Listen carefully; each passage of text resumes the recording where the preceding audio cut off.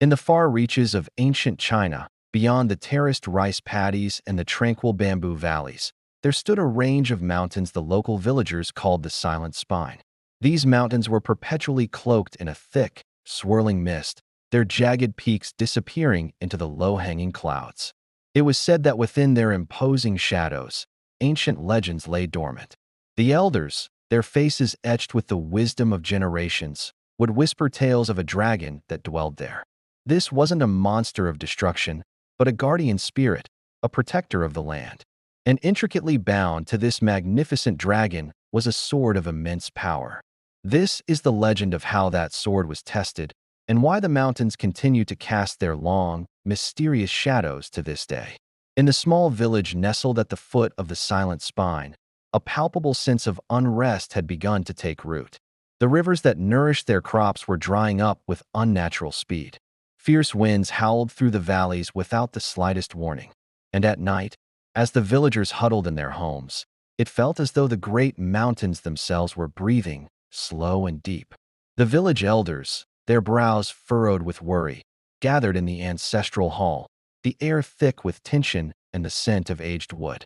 "The dragon stirs," one elder stated, his voice a low rumble.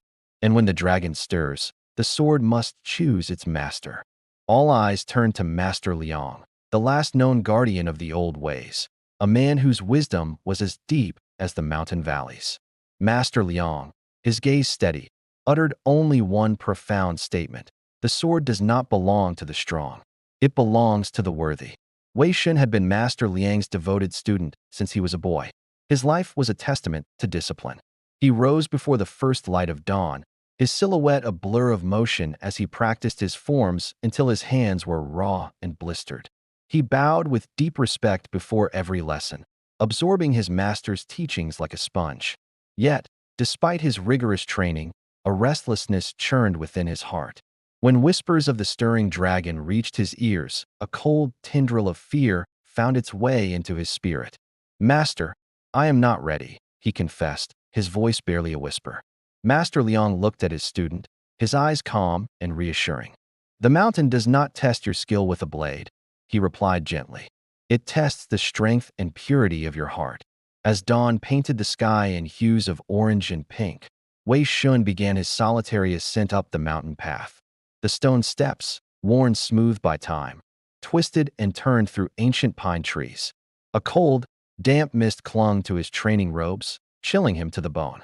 In the profound silence of the mountain, every sound was amplified: the rustle of leaves, the call of a distant bird, the pounding of his own heart. The higher he climbed, the heavier his simple jian sword felt in his grasp. It wasn't the physical weight of the steel, but the crushing weight of his own doubt that bore down on him. As nightfall descended, casting the peaks in deep shadow, thunder began to roll ominously through the heavens. And in the deepening gloom, the shadows themselves seemed to writhe and move, as if alive. He reached a narrow cliff edge, a precipice overlooking a chasm of swirling mist. Suddenly, the vapor parted as if drawn by an unseen hand. From the heart of the clouds, Longyin, the ancient mountain dragon, emerged. Its long, serpentine body was covered in scales that shimmered like polished jade.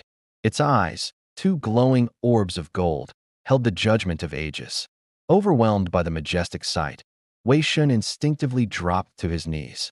The dragon's voice echoed, not in the air, but directly within his spirit. "Why do you seek the sword?"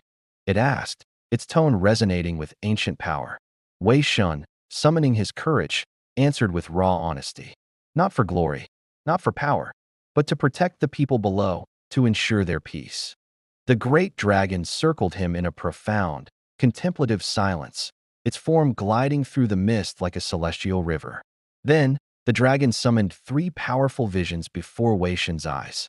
In the first, he saw himself as a mighty warrior, feared and obeyed by all, yet standing utterly alone at the pinnacle of power.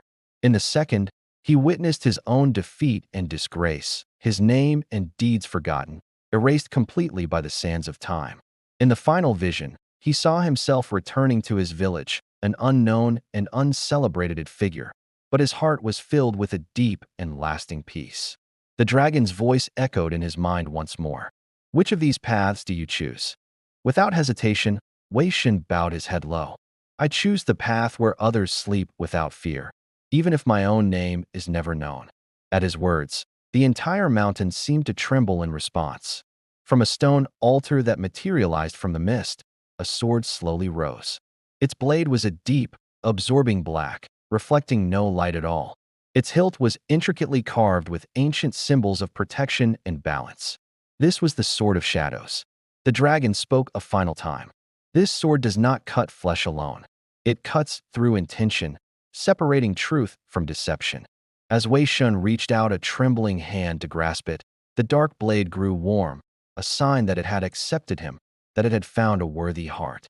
Wei Shun returned to the village before the sun had even crested the horizon. As he walked, he noticed the change. The harsh winds had calmed to a gentle breeze. The rivers, once drying, now flowed with renewed life. Master Liang greeted him at the village gate, a rare, genuine smile gracing his features for the first time in years. "The dragon has chosen," he said, his voice filled with quiet pride. Wei Shen did not boast of his trial or display his new weapon. He simply placed the Sword of Shadows in a place of honor and returned to his daily training, his spirit now calm and centered. And to this day, the villagers look to the mountains and say, when the mist gathers upon the silent spine, it means the dragon is still watching, and the sword is still waiting for the next worthy heart to rise. This is why the mountains cast such long shadows, because some legends do not simply end, they endure. Thank you for watching. If you enjoyed this story, please like, share, and subscribe for more legends from around the world.